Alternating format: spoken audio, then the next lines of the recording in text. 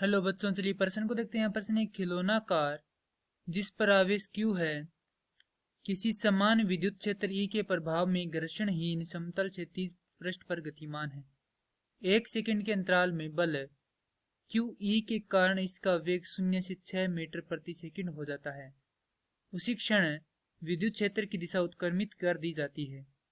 इस क्षेत्र के प्रभाव में खिलौना कार और 2 सेकंड तक गति करती है। 0 से 3 सेकंड के बीच खिलौना कार की औसत वेग और औसत चाल कितनी होगी। हमें यहाँ पर 4 विकल्प दिए गए हैं, हमें बताना कि कौन सा विकल्प सही है। तो प्रश्न को अब आगे हल करें उससे पहले जो प्रश्न की मुख्य अवधारणा है उस पर विचार करते हैं। इस प्रश्न के लिए जो मुख्य अवधारणा है वह हो जाएगी वेग।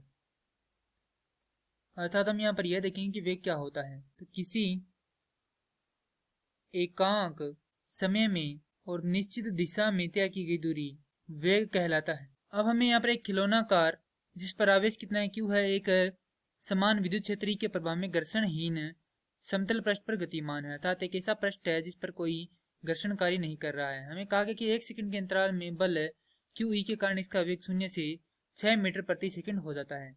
तो यहाँ पर हम लिखेंगे कि जब समय क्या होता है 0 से 1 सेकंड तक जाता है तब इसका वेग क्या हो जाता है 0 से 6 मीटर प्रति सेकंड हो जाता है। उसी क्षण विद्युत क्षेत्र की दिशा उत्क्रमित कर दी जाती है। अर्थात 1 सेकंड से जब समय 2 सेकंड पर जाता है तब क्या हो जाता है, यहाँ से वेग 6 से 0 पर आ जाता है। क्योंकि यहाँ पर क्या हो रहा है, विद्युत क्षेत्र की दिशा विपरीत कर दी जाती है। अर्थात वस्तु पहले इसी विद्युत क्षेत्र की दिशा में गति कर रही तो बाद में क्या करेगी, वह इधर गति करेगी। तो यहाँ पर वेग क्या होगा, विपरीत दिशा में होगा। तो यहाँ से वेग क्या हो जाएगा, कम हो जाएगा। इस क्षेत्र के प्रभाव में खिलौना कार 2 सेकंड तक गति करती है। अर्थात यहाँ पर वह तीसरी सेकंड के लिए भी गति करेगी। तो यहाँ पर 2 से वह गति करती है 3 सेकंड तक। तब यहाँ पर हम देखें तो विद्युत क्षेत्र क्या है, समान है, दिशा क्या है, विपरीत है। विद्युत क्षेत्र समान है तो वेग भी क्या रहेगा, समान रहेगा। अर्थात यहाँ से ये कितना हो जाएगा, 0 से ऋणात्मक 6 मीटर प्रति सेकंड हो जाएगा। क्योंकि यहाँ पर क्या होगी, दिशा विपरीत हो जाएगी। अब है कि 0 से 3 सेकंड के बीच खिलौना कार की औसत वेग और औसत चाल की कितनी होगी। तो यहाँ पर हम एक ग्राफ बनाते हैं।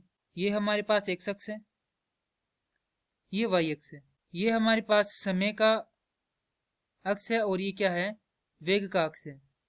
तो यहाँ पर सबसे पहले ये है 0 सेकंड, यहाँ पर होगा 1 सेकंड, ये हो जाएगी 2 सेकंड और यहाँ पर है 3 सेकंड। तो 0 सेकंड पर क्या था, वेग 0 था। लेकिन जब 1 सेकंड तक जाता है तब वह कुछ इतना वेग प्राप्त कर लेता है। अर्थात ये है 6 मीटर। उसके बाद जब वह दूसरी सेकंड के लिए जाता है तो वह कितने पर चला जाता है, 0 पर चला जाता है, ये दूसरी सेकंड पर। फिर वह क्या करता है, विपरीत दिशा में तीसरी सेकंड के लिए जाता है तो वह कितना वेग यहाँ पर करता है, कुछ इस प्रकार से ये 6 माइनस का 6 मीटर प्रति सेकंड का वेग प्राप्त कर लेता है।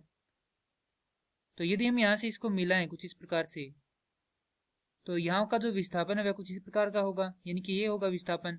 तो विस्थापन क्या होगा, यहाँ पर लिखेंगे विस्थापन बराबर होगा इस क्षेत्रफल के बराबर। क्षेत्रफल किसका है, त्रिभुज का है। तो 1/2 आधार गुणा ऊंचाई के, ऊंचाई कितनी है 6 है और आधार कितना है 1 है। तो ये हो जाएगा 1/2 गुणा में 1 गुणा में 6, अर्थात ये हो जाएगा 3 मीटर। तो विस्थापन कितना आ चुका है, 3 मीटर आ चुका है। यानी कि ये इतनी दूरी तय करने में जो विस्थापन है वह कितना है, यानी कि इतनी दूरी कितनी है, 3 मीटर है। तो फिर ये भी कितनी होगी, 3 होगी, और ये भी कितनी होगी, 3 होगी। अर्थात कुल कितनी हो जाएगी, यहाँ पर लिखेंगे कुल विस्थापन बराबर हो जाएगा 9 मीटर।